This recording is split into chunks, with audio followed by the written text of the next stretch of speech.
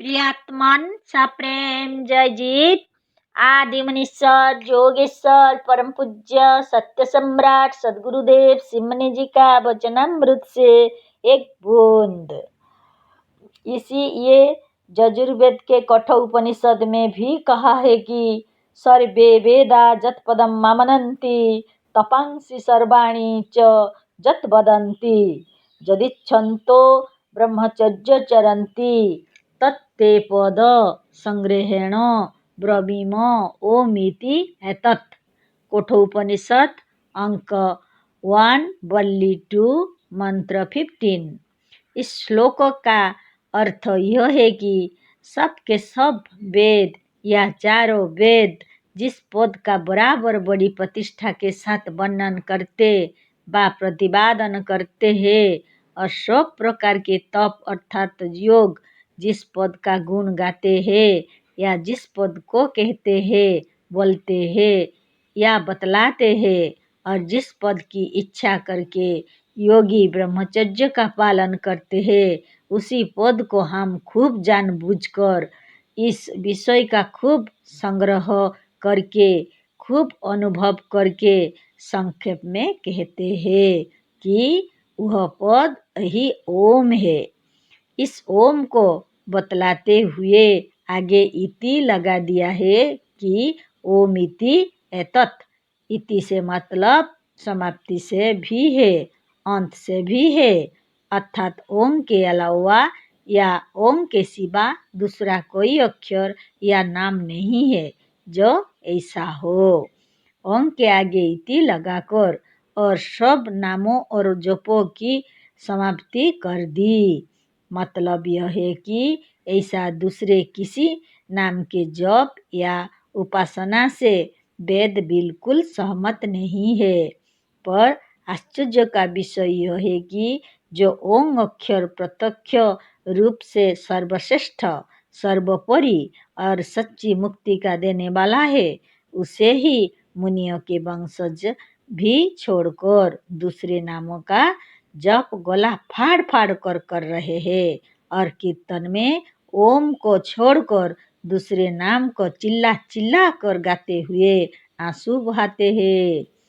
आत्मा के ओम नाम को छोड़कर अन्य मजहबी ईश्वर के नामों को जपने से ही भारत का और भारतीयों का अधपतन अवनति या ह्रास हो रहा है। यह ओम शब्द किसी भाषा के धातु प्रत्यय से नहीं बना है, अतः इसके जप के साथ किसी भाषा का पक्षपात भी नहीं है। यह तो एक अक्षर मात्र है जो मनुष्य को ईश्वर का साक्षात्कार कराने में सर्वोपरि और सर्वश्रेष्ठ है।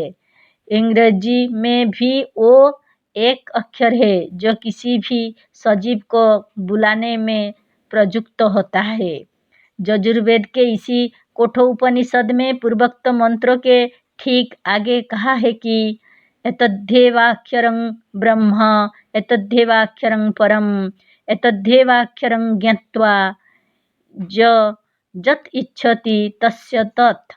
कठोपनिषद अंक 1 वल्ली 2 मंत्र 16 पदच्छेद एतद् हि एव अक्षरं ब्रह्म एतद् हि एव अक्षरं परम एतद् हि एव अक्षरं ज्ञात्वा या जत इच्छति तस्य तत्। पदच्छेद हो जाने से अब सब लोग इस मंत्र का अर्थ समझ लेंगे। मंत्र कह रहा है कि यही ओम अक्षर ही निश्चय करके ब्रह्म है, यही अक्षर ही सर्वोपरि है। इसी अक्षर को शुद्ध जानकर निश्चिंत रूप से जो मनुष्य जिस चीज की इच्छा करता है उसे वह प्राप्त होता है। पर ओम को जपने का यह सब फल तभी मिलेगा जब इसका उच्चारण ठीक ठीक हो। इसका उच्चारण सर्वदा शुद्ध और ठीक वही है जिससे तुरंत समाधि लग जाए। शुद्ध या ठीक उच्चारण की कसौटी है समाधि। उच्चारण करने पर कौन कहे हमारे शिष्य तो हमारे उच्चारण को सुनकर परम शांति को प्राप्त हो तुरंत हमारे सामने बैठे बैठे उसी वक्त समाधिस्थ हो जाते हैं। इस तरह से सहज में ही सैकड़ों शिष्य सामने बैठे बैठे समाधिस्थ, स्वरूपस्थ व परम पदस्थ हो जाते हैं। बिना दीक्षा लिए, बिना सामने बैठकर इसके उच्चारण की विधि सीखे, देखे और सुने कोई ओम का ठीक ठीक उच्चारण नहीं कर सकेगा। अतः दीक्षा लेना आवश्यक है। इस प्रणव की दीक्षा ही सच्ची मुक्ति को देने वाली है। जिसको अभी तक इस महामंत्र की पूरी दीक्षा शिक्षा नहीं मिली है, वह भी ले ले।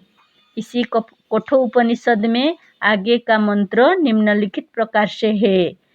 एतदालम्बनं श्रेष्ठं एतदालम्बनं परं एतदालम्बनं ज्ञात्वा ब्रह्मलोके महीयते। कठोपनिषद अंक 1 वल्ली 2 मंत्र 17। जय जीव।